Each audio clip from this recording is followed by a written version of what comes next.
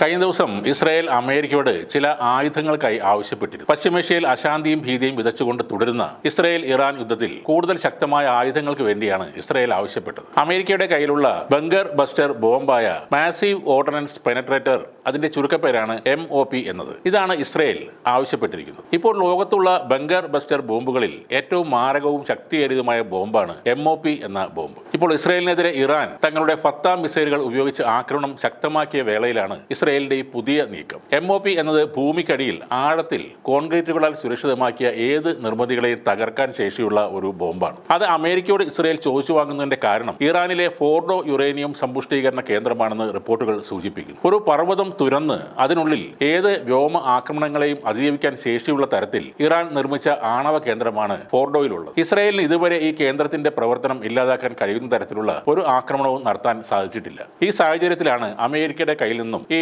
മാരകമായ ആയുധം വാങ്ങിക്കാനുള്ള നീക്കം നടക്കുന്നത്. ഏകദേശം 14,000 കിലോഗ്രാം ഭാരമുള്ള അത്യാധുനിക ബോംബാണ് MOP എന്നത്. 200 അടിയോളം ആഴത്തിൽ പാറക്കെട്ടുകൾ തുളച്ചിറങ്ങി ഉള്ളിൽ ചെന്ന് സ്ഫോടനം നടത്തുന്ന ബോംബാണ് ഇത്. നിലവിൽ അമേരിക്കയ്ക്കും റഷ്യയ്ക്കുമൊക്കെ ഇത്തരം ബോംബുകളുണ്ട്. GBU-57AB എന്ന കോഡ് പേരിലാണ് ഈ ബോംബ് സൈനികർക്കിടയിൽ അറിയപ്പെടുന്നത്. ആണവായുധമല്ലാത്ത ബോംബുകളുടെ കാര്യമെടുത്താൽ ഏറ്റവും മാരകമായ ബോംബുകളിൽ പ്രധാനിയാണ് ഇത്. ഭൂഗർഭ ബങ്കറുകളും ആണവ കേന്ദ്രങ്ങളുമൊക്കെ അതിശക്തമായ കോൺക്രീറ്റ് നിർമ്മിതികളാണ്. സാധാരണ ബോംബുകൾക്ക് ഇവയെ തകർത്ത് ഉള്ളിലേക്ക് ഇറങ്ങി സ്ഫോടനം നടത്താനുള്ള ശേഷി ഉണ്ടാകില്ല. അതിന് കഴിയുന്ന ഒന്നാണ് MOP.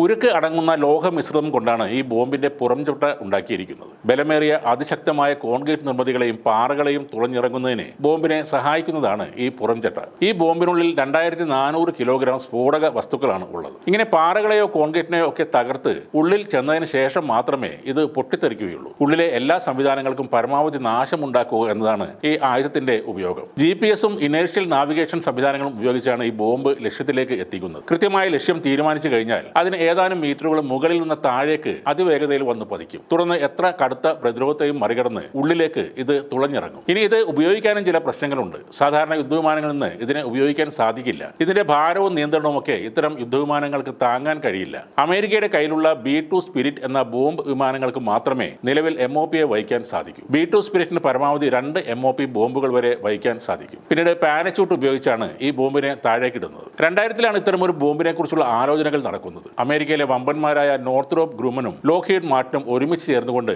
ബങ്കർ ബസ്റ്റർ ബോംബിനുള്ള ശ്രമങ്ങൾ നടത്തിയെങ്കിലും സാങ്കേതിക പ്രശ്നങ്ങളും കടുത്ത സാമ്പത്തിക ചെലവും കണക്കിലെടുത്ത് അത് ഉപേക്ഷിക്കുകയായിരുന്നു. എന്നാൽ 2003-ലെ ഇറാഖ് അധിനിവേശ കാലത്താണ് ബങ്കർ ബസ്റ്റർ ബോംബുകളുടെ അത്യാവശ്യം അമേരിക്ക മനസ്സിലാക്കുന്നത്. അതിനെ തുടർന്ന് US എയർഫോഴ്സ് റിസർച്ച് ലബോറട്ടറിയും ഡിഫൻസ് ത്രെറ്റ് റിഡക്ഷൻ ഏജൻസിയും ചേർന്ന് പഴയ പദ്ധതി വീണ്ടും ആരംഭിച്ചു. 2004-ൽ ബോംബിന്റെ ആദ്യ പരീക്ഷണം നടന്നു. ഇതിനെ ബോംബർ വിമാനങ്ങളിൽ ഘടിപ്പിക്കാനുള്ള സംവിധാനം ഒരുക്കിയത് ബോയിങ് കമ്പനിയാണ്. 2010 ആയപ്പോഴേക്കും B-2 സ്പിരിറ്റ് ബോംബറിൽ നിന്ന് MOP-യെ വിജയകരമായി പരീക്ഷിക്കുകയും ചെയ്തു. 2011-ൽ US വ്യോമസേനയുടെ ഭാഗമായി. 2012-ൽ കൂടുതൽ പരീക്ഷണങ്ങൾ നടത്തി ഈ ബോംബിന്റെ ശേഷി വർദ്ധിപ്പിക്കുകയും ചെയ്തു. എന്നാൽ ഇസ്രായേലിന്റെ ഇപ്പോഴത്തെ ഈ ആവശ്യം അമേരിക്ക അനുവദിക്കുമോ എന്നതിൽ ഉറപ്പില്ല. കാരണം MOP എന്ന തന്ത്രപ്രധാനമായ ബോംബ് ഇന്നേവരെ ഒരു സഖ്യകക്ഷിക്കും അമേരിക്ക നൽകിയിട്ടില്ല. അതിനാൽ തന്നെ ഈ ബോംബ് ആരെങ്കിലും ഉപയോഗിച്ചാൽ അത് അമേരിക്കയുടെ നേരിട്ടുള്ള ഇടപെടൽ ആയി തന്നെ ലോകം കണക്കാക്കും. മാത്രമല്ല ഇതിന്റെ ഉപയോഗ രീതികളും സാങ്കേതിക വിദ്യയും അമേരിക്കയ്ക്ക് മാത്രമേ അറിയൂ. ഇനി ഈ ബോംബ് പ്രയോഗിക്കണമെങ്കിൽ അമേരിക്കൻ ബോംബർ വിമാനങ്ങളും വേണം. ഇറാനെതിരെ യുദ്ധത്തിൽ നേരിട്ടിടപെടാൻ ട്രംപ്